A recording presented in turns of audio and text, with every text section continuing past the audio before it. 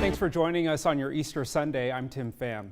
A beloved member of the world's climbing community and Spokane native Jess Roskelley is presumed dead after an avalanche in Canada. Tonight, Parks Canada announced they've found 3 bodies near the site where they believe Roskelley and 2 others were killed. The men were climbing in the Banff National Park in Alberta and were reported overdue on Wednesday. Authorities could not recover the bodies until this weekend because weather conditions were not safe.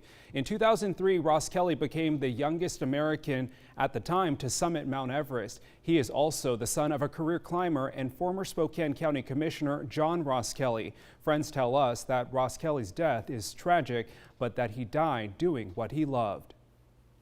All 3 of them were really knowledgeable about avalanche conditions and dangers. He loved the people around him so deeply. We've had just an outpouring of people who care for him. And he has a beautiful wife who adores him as well. And so we're with her and doing the best we can. In 2016, Roskelley climbed the ice on Palouse Falls. State Parks officials said it was the first time to their knowledge that someone had completed the feat. However, they did not want to encourage it.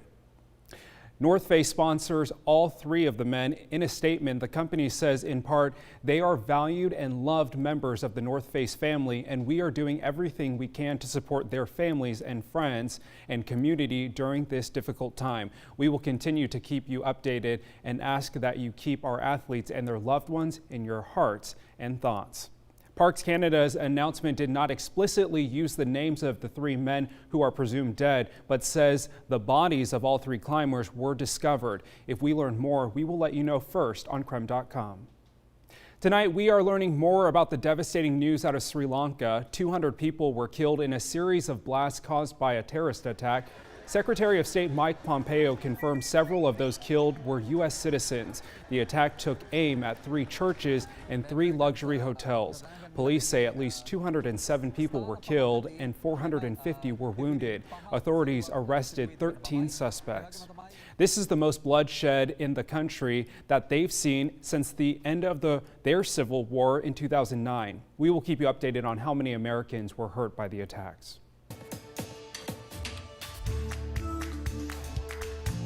Collision with. Well, Washington State Patrol says troopers are being extra vigilant this weekend and looking for DUI drivers. As people celebrate 420 and now Easter, it is important to have a plan. Law enforcement wants people to take advantage of rideshare services or ask a friend to be a designated driver.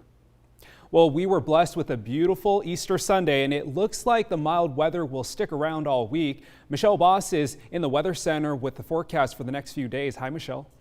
It was just picture perfect today. We had sunshine, we had mild temperatures, the winds weren't particularly brisk, so we're enjoying beautiful weather today, and this upcoming week is actually looking pretty good as well. Taking a live look outside, there's a few fair weather cumulus clouds out there, but plenty of blue sky to enjoy. Temperatures feeling pretty good. 63 in Spokane, 65 in Coeur d'Alene. Of course, feels a little bit warmer if you're out in the sunshine since we don't have a lot of wind. 70s for Moses Lake, Othello, and Omak, and a little bit cooler down in the Palouse, Pullman, and Moscow reporting lower 60s, St. Mary's 61 degrees. In our satellite and radar loop, hardly any precipitation to speak of. A few mountain showers out across the southern panhandle of Idaho. That's about it. Mostly sunny skies across most of eastern Washington, and again a few fair weather cumulus clouds across the Idaho panhandle. The next 12 hours look like this. We'll see mostly sunny skies early in the evening, mostly clear skies overnight. Temperatures slipping down into the lower 40s, so maybe a degree warmer than what we were this morning, but very similar. For mostly clear skies tonight, the low of 41, light winds, and then for tomorrow, we'll see a few more high clouds rolling in. Partly sunny skies is what we'll call it. South winds out of the south at 5 to 15 miles per hour, and highs back up in the middle 60s. We're doing a full-on Easter dinner, so that'll be something different for them. We love this story. Tonight, many families will have their plates stacked high. Community volunteers are preparing and serving dinner to those at local shelters. KREM 2 Shayna Waldtower tells us what went into all of those great smells and how volunteers hope everyone can enjoy this holiday. Yeah, when there's a need, the community helps to fill it. Today, about 70 people are getting a meal to help celebrate the day.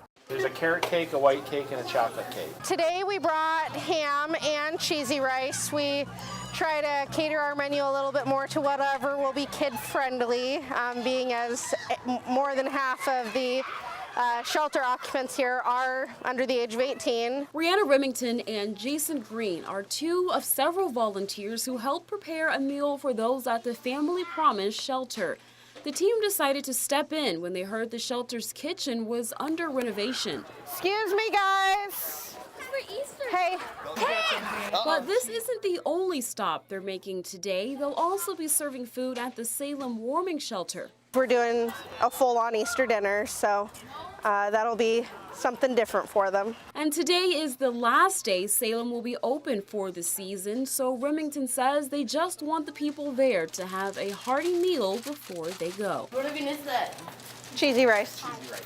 We're not here to tell them that they need to do all of these A, B, and C to make somebody care. We're here to make sure they're fed and that they know someone cares. The team started serving at Family Promise at 5 and will be serving at Salem at 8. In Spokane, Shayna Waltower, KREM 2 News. Thanks so much, Shayna. Communities all around the inland Northwest are wishing you a happy Easter this beautiful Sunday. Take a look. Idaho State Police are totally into the spirit, dressing up one of their own as the Easter Bunny. The Spokane County Sheriff's Office tweeted a very cute gif of wishing you a happy Easter. And KREM 2's very own Alexa Block got her favorite treat. If you didn't know this, she loves soda. And Brittany Bailey and Taylor Vito are both celebrating by dressing up their cats today, apparently. And Washington State football is also in the holiday spirit, tweeting a coop decorated egg wishing you a happy Easter. And Spokane Parks and Rec hosted a free Easter egg hunt in Riverfront Park yesterday, and there were a lot of kiddos out there. After they finished their search for eggs, they sat down for brunch with the Easter Bunny, and it looks like they had such a great time and probably got a lot of candy. Let's hope the weather cooperates after today. Oh, thank you. Well, you've got that right. The Easter Parade and Bonnet Festival took place in New York City today. It's a march entirely dedicated to fabulously decorated hats. Participants dressed in their Easter Sunday best, including their pets. The display of style, personality, and opulence is a New York City tradition that stretches back to the 1870s. The parade marches on 5th Avenue from 49th Street to 47th Street, passing St. Patrick's Cathedral.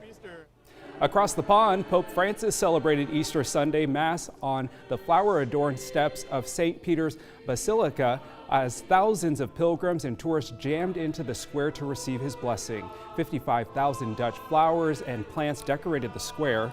30 Dutch florists worked on the arrangements. The Pope's Easter Mass was celebrated before the icon of the Most Holy Savior, which is an ancient image of Christ. At the end of the Easter service, the Pope delivers his twice-yearly blessing and message.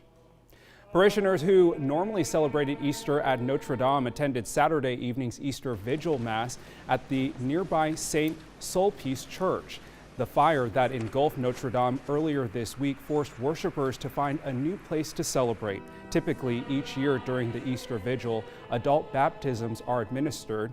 Paris's Archbishop led Easter Mass at a church across the river from Notre Dame. He invited those parishioners to attend.